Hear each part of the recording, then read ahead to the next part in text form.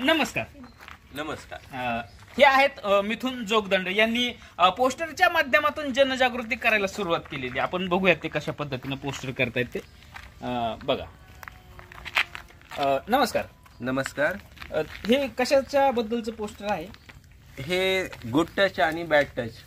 अच्छा. म्हणजे शाळेतील मुलांना गुड टच काय, बॅड टच काय याच्या संदर्भात आपल्याला माहिती सांगायची.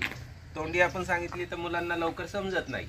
त्यासाठी आपण काय करतोय की काही पोस्टर बनवतो की ज्याच्यातून आपल्याला मुलांना सोप्या स्वरूपात गुड टच काय आहेत, बॅड टच काय आहेत हे समजतील. अच्छा. तर त्याच्या संदर्भात हे एक पोस्टर बनवलेलं आहे. मला तुम्ही सांगू शकाल का हे म्हणजे कोणती कोणती पात्र आहेत? ही बहुतेक आपल्या घरात आजूबाजूलाच असतात. आजी, आई. आता पहिल्या ह्याच्यामध्ये बघा, एक आजी आहे आणि तिची नात आहे. आता ही नातला आजी काय सांगते की अनोळखी व्यक्तीचा जर स्पर्श आपल्याला झाला तर कसं जाणवतो, आणि आपल्या जे काही परिचयातील असतील, आई असेल, वडील असेल, भाऊ असेल, बहीण असेल किंवा आपले शिक्षक यांचा स्पर्श.